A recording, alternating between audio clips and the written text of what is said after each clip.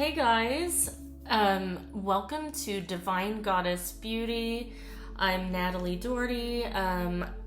Thank you so much for tuning in today. If you are new to the channel, please feel free to like, subscribe, and hit the bell notification button to be notified for future readings or updates. I just wanted to hop in today because I've actually got some time. If my fur baby doesn't eat up my time. Honey, it's always when mommy's doing something. Yeah, you sit on your little blanket. Yes, 2023 has been intense to say the least. So I apologize, I have not really been on this year. My intent is to change that. But I am going through a big upheaval in my physical world, and probably will be going on for the next couple of months as I am going to be moving. So there has just been a lot. There's been a lot, and the insights that I have gotten from my own personal experience have really reflected my perspective around my twin flame journey with my counterpart. And it really, I have really dived so deep in the rabbit hole over the years with this journey. I've been on the twin flame journey for I was gonna say billions and billions of years, because that probably is true, but in my physical point of separation in this body, in this lifetime, I will have been on this journey almost 9 years now, since I met my counterpart. So it's been a long time, 9 years, and we are in union. We stay in touch. That union can change. It shifts. It looks different all the time. Union is not the same thing as a physical relationship. That is a big issue with a lot of twin flame feminines. There is a difference between being in union with your counterpart and being in a relationship with them. And there's so many in-depth intricacies when it comes to melding the two things together, because you can either be in union or you can be in a relationship. It's different than having any sort of normal relationship. Relationship is codependency. It's conditional. You must meet my conditions or else. And union is just vastly beyond that. I really have so much compassion for my twin and for myself the longer I've been on this journey. I've been working through a lot of illusions and disillusions, things that I've been taught immediately when I started my journey. For me, when I first met my twin flame, I didn't have a chance to start off normal. I never heard of the term twin flame. I didn't know what that is. I didn't know what it was, but I knew it when it came into my existence. It was really interesting, the I remember the first time I met my twin. We both had really difficult living situations, and so the first time we hung out, we actually just we met up at a gas station and drove to a park, and it was nighttime. And that's something I would never do with someone that I just met, but I felt like I knew him. And I even remember before we actually met we were friends online for years, and I was always drawn to him. Neither of us ever reached out, commented on each other's posts, didn't like anything. I remember for me, I had this kind of crush, like a social media, he's like a social media crush, and I liked him so much that I refused to be the first one to make a move. So I did not interact with him at all for years, and I eventually saw that he started working with someone, and a female, and I could tell they were romantically connected, and something told me, like, it's now or never. Like, this other person might, take him off of the, take him out of the game, basically. So I worked myself up, and I remember I was driving with my mom. We were on the plaza, and I had started kind of liking a few of his posts here and there. Nothing major. I didn't, I didn't come off in a way like I was interested in him, probably. But he didn't seem to respond to anything. And so I thought, I need to do something more. And that day we were driving around on the plaza.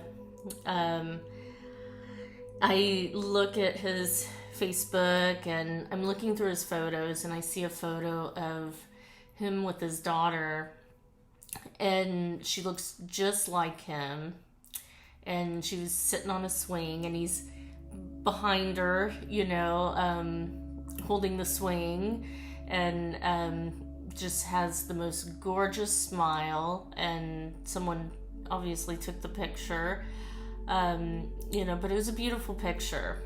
And I thought, well, maybe I'll comment on this.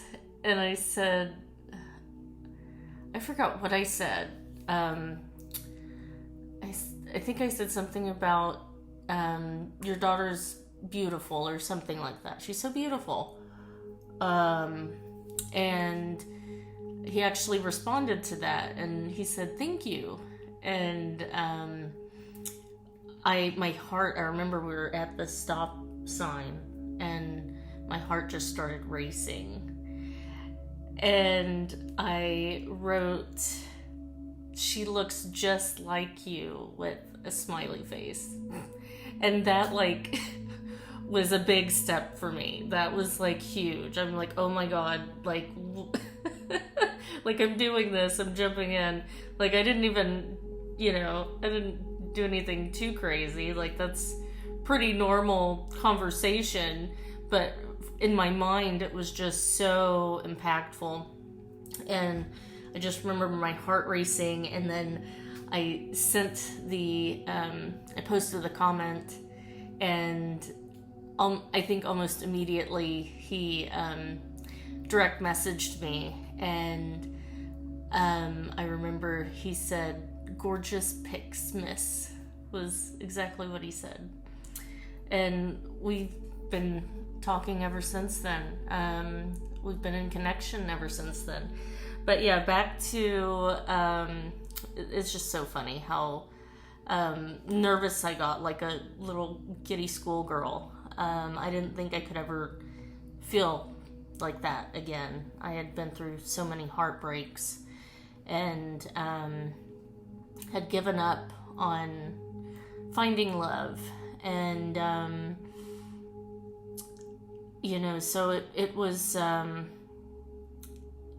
amazing, intense,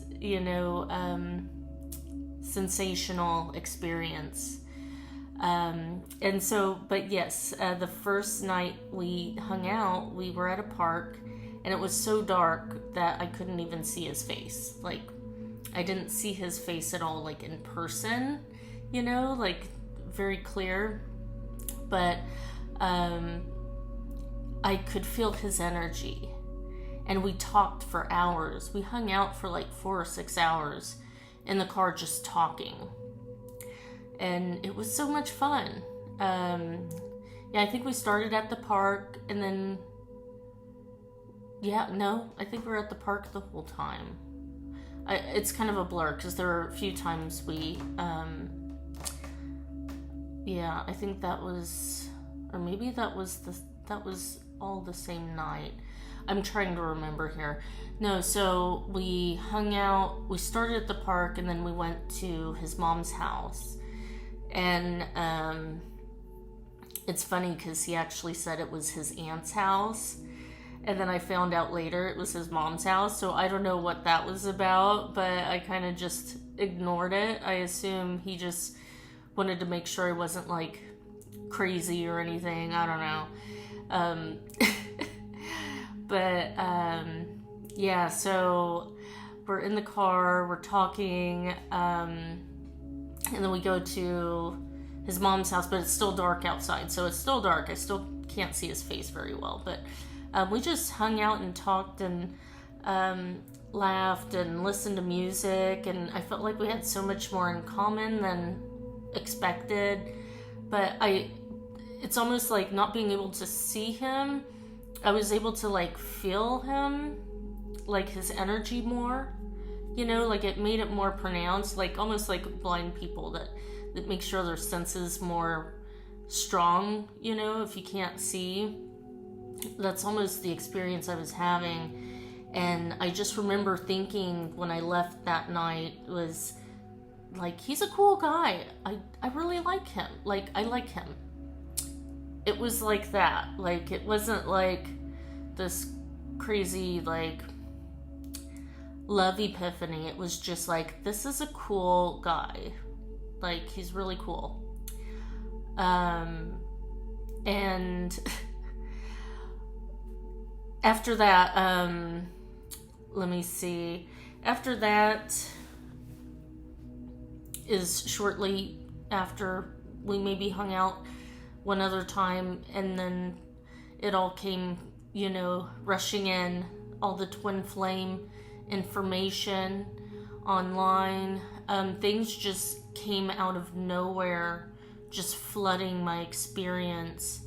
All of these articles, it just, I think that was, 9 years ago, was it 2014 was when we met, and that was, I think, when the whole twin flame community started to just, take off. It all just, I didn't do any research on it. It just started coming to me through, I was on Facebook. I would see ads, articles, just all sorts of stuff. And I started reading it, and then I started looking into his astrology, our compatibility, and I realized all of the signs and the things that I was being told to, that confirm a twin flame were in my astrology. The fact that we come together in each lifetime to help each other ascend, and we have this work together, in each lifetime. and the intense, energy of that fluidity of feeling like you're the same person, like this is me in another person's body. I don't know, it was just like so surreal.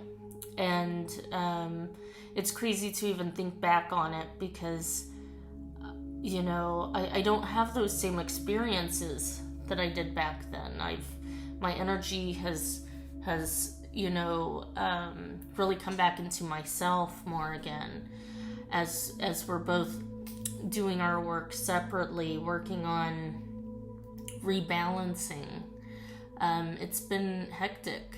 I would say, out of the 9 years, about 7 years, 6 or 7 years, were intense, where I was literally flooded with information every second of the day for years. I felt like I was going insane, and I still do a lot of days, but it's in almost a visceral type of experience. It's a different experience from the twin flame stuff, but yet it feels all interconnected. There are just more realizations about life in general, and so I've really taken a lot of time to reflect on, balancing these epiphanies and integrating self-love and making healthy changes, putting myself first. I'm kind of reversing all of the people-pleasing and the trauma responses that I personally believe is what brought me and my twin flame together in the first place. They say that twin flame connections are rare, and you only meet your twin flame when, you're ascended. And I think ascension is a very tricky word because I think I might have felt like I was ascending at that time spiritually, but I was actually the furthest away from my soul truth. I was highly in ego and trauma response, and my twin flame reflects that back to me at all times. And so the last few years I have really understood a lot and been working to undo a lot of those patterns. I was in a religious cult when I was very young, from 12 to almost 16. 12, it was a couple of years. 12 going on 13, and then 15 going on 16. Or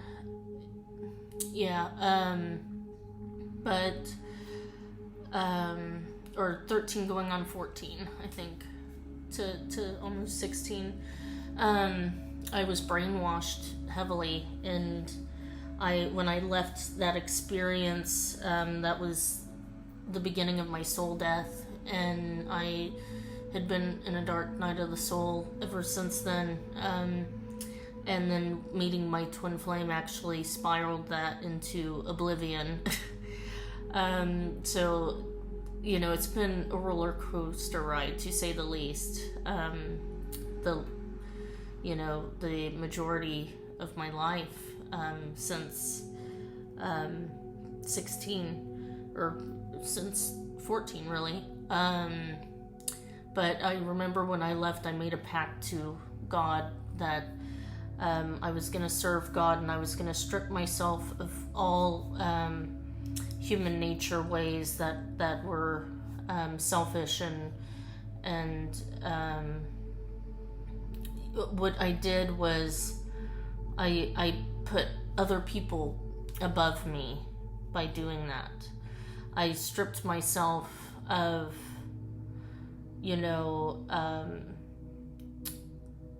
self-love. I made myself a person that was not worthy of having a voice or an opinion. And so anytime karmics or, people that weren't healthy for me or didn't have good intentions towards me, they had selfish intentions. I was that perfect, pawn. And,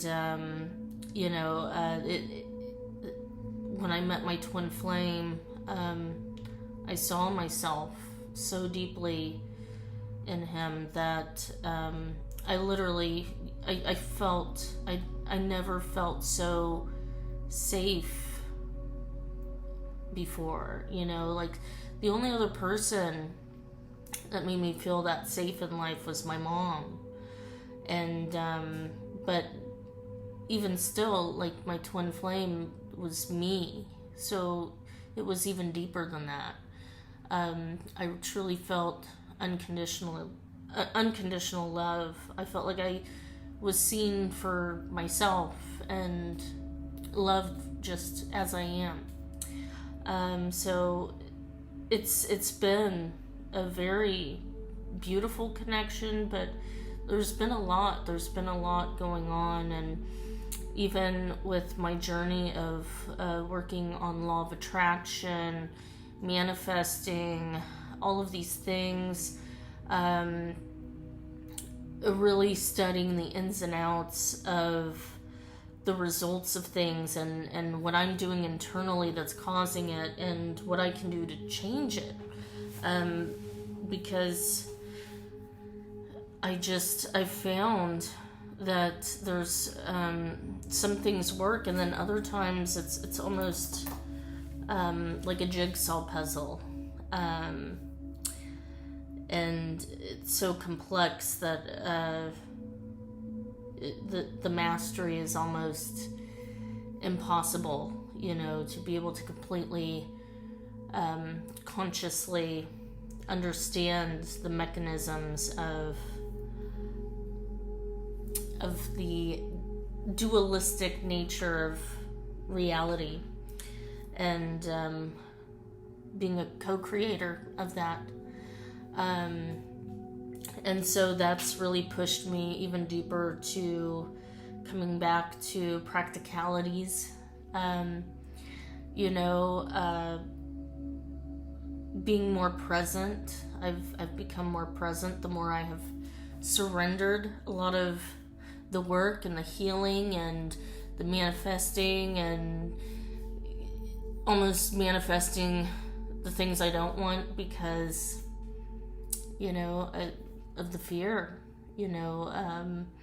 I realized there's almost like a softness in the acceptance of how things are, and taking control in a way that has no expectation of getting something outside of myself. Really learning to listen to all sides, all aspects of myself, especially the parts that I reject, which are the human nature aspects, They were never meant to be stripped. They were only meant to be,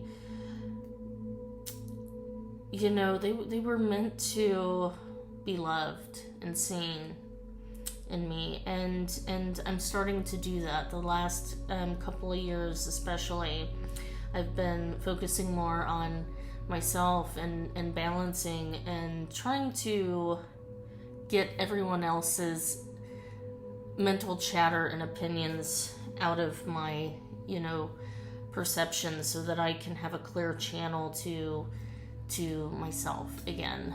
So it's really beautiful to have this awakening. I achieved a lot. This is the apartment of my dreams that I have here, that I'm living in right now. And since I moved in, it's been a nightmare. I've lived here for 4 years now. It actually came together like almost, it came together so perfectly, like it was divinely aligned. And it was a miracle that I even got into this place. And then as soon as I got in, everything, went to shit. And I've been struggling ever since financially, especially through COVID. I started my coaching program. I launched that, and right when I launched it was when the shutdown happened, and I lost a lot of business. I'm a hairstylist also. There's so many things, and it almost seemed like the harder I tried, the more things were making it harder for me to get ahead. And it was reflecting back to me my struggle within. Like there was something within me that's struggling. And I was getting resentful and angry at God. Like, no, this is not how it was supposed to happen. My twin flame was supposed to move in. We're supposed to live together. Yada, yada, yada. And, but my twin flame is now going through a lot in his physical life. He has a lot going on. And I, am at a place where I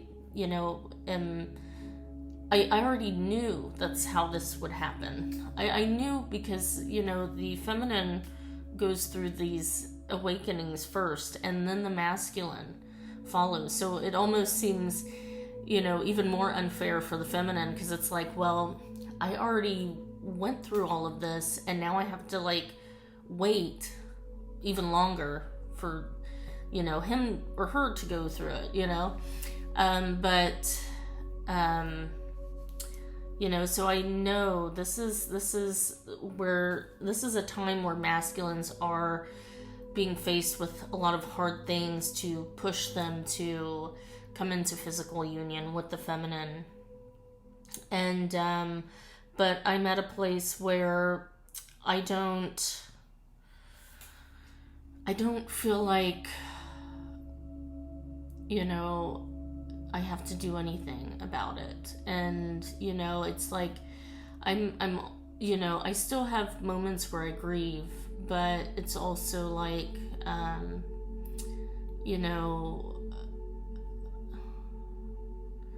if I end up just being alone, why is that a bad thing? Since I was a little girl, I loved just being in my own space, and I still do, but I had this idea somewhere growing up that I had to share it with a soulmate or, a perfect partner. We had to be in our own little bubble together.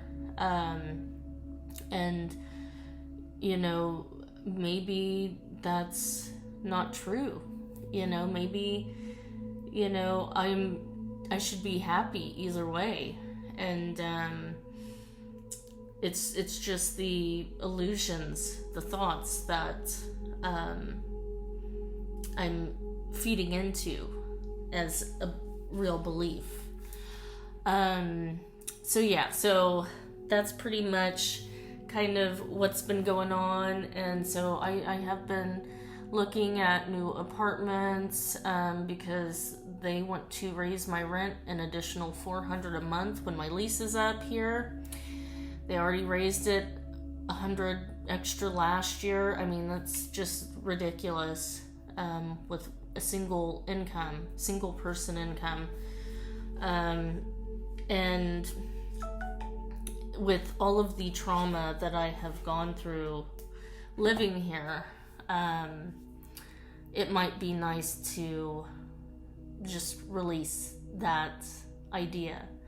The funny thing is, I remember a twin flame coach was the one who inspired me to get this place. They said to visualize, where you want your end result with your twin flame, and, to live in those conditions. If you were to imagine what would be your dream home, if you drive by a house, how does it make you feel, and I remembered that, and the apartments, every time I would drive by them, they just were so amazing to look at that it just made me, feel really good. But when I moved in, I had fears, and I wasn't a vibrational match. I wasn't able to maintain that high vibration to keep balance. And I realized, even looking back over all these years, all of the things that I was trying to physically do were a waste of time. If I would have just stayed doing what I was doing, I would have come way out ahead financially. I was constantly acting out of fear and digging myself a deeper hole. And so I'm really even releasing a lot of teachings. The twin flame coaches that I've, were at the beginning of my journey teaching me these things about the dynamics of the journey aren't even in physical union with their twin flame, or they're not in a relationship, or they don't speak to their twin flame, and they've given up on the journey, the twin flame journey, and they've moved on to other spiritual practices. That speaks a lot to my experiences, and not that I'm not grateful for what I've learned from these coaches. It all reflects back. We're all learning. We're always learning. We're always understanding things deeper. I remember when I did first meet my twin flame, and I was following all of these guided suggestions and teachings that weren't working. I remember there was one time I kind of got fed up, and I got this book. It's funny, I like to think, if you want to be in a relationship with your twin flame, just buy the book Why Men Love Bitches, because I swear to God, I bought that book, I read it, and I started implementing the things in it, and it started to work. But what I found in me was this reaction of anger. I felt angry, not just at my twin, but at the divine. Like, why is this, why are you telling me one thing and then I do the opposite and that's what's working? It brought up so much anger in me, and I didn't like how that felt. So that was the indicator for me that was not how I wanted to do things. And so that's what I think is very pivotal when it comes to connection versus relationship. What really would make you happy? What would make me happy? That feeling is not genuine in the sense of unconditional love, happiness, and even a lot of the astrology updates. I followed those very closely, daily, hourly, moment by moment. I had multiple astrology sources, horoscope sources on my phone, apps, websites that I constantly looked into and for advice. And a lot of the astrology advice, really pointed me to trusting that my twin is different than a normal person, and So I don't regret how I chose to proceed in our connection, because all the advice held true. Out of everything in this journey, like, astrology holds so much truth, and the more that I retained a lot of the advice from the astrology and not from twin flame healers, I mean, a lot of that is true too, but astrology is very straight to the point. It's not that confusing kind of teaching. Because a lot of twin flame teachings seem contradictive, if that makes sense. Whereas astrology, it's matter of fact. It's, but it does explain, that my twin flame is still, his soul is of a higher being, an angelic being, even if his human self does not remember or behave in that way, and to, have compassion and understanding, and, having that knowledge, is what has kept me from completely, being barbaric in ways that I would have, I'd like to think that I have messed up a lot in my own sense in my connection with my twin. Both of us aren't perfect, but I definitely, he probably thought he's seen the worst in me, and let me tell you, we probably would have never spoke again if I didn't have those teachings to keep me from reacting so volatilely, in such a volatile way. I never called him out of his name. There's just certain things that I would have done had it been someone different, in the past.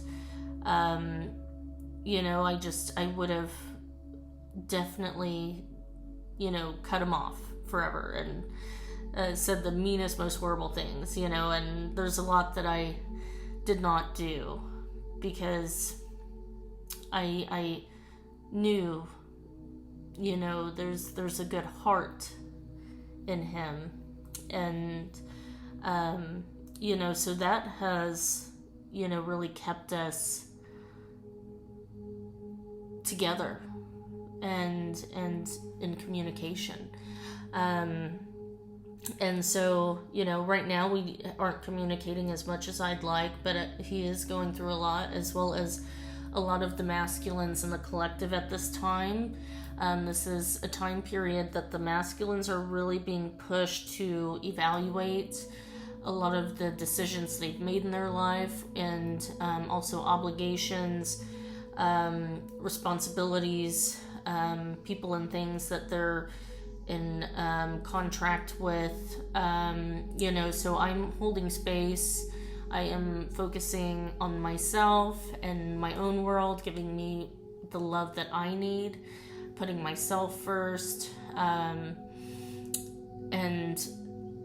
I know the more that I will continue to do this, I can trust that my masculine is just as strong, capable, and powerful as me to do what's best for him. And so I can relax and trust that we're good. We're always gonna have that solid connection, and that things will get worked out. And so in the meantime, I just have compassion for him and understanding, and I allow him to have the space he needs to just do a lot of physical work. He's got a lot of people depending on him, and there's just a lot going on right now. So if you're a feminine right now going through that, You know, I definitely know how you feel, but hang in there. Be supportive for your masculine. You know, if you do need one-on-one coaching, I can provide that for you. If you feel like you need, you know, to understand how to navigate this difficult journey to union, my program is not about, you know, there's no cheat sheets.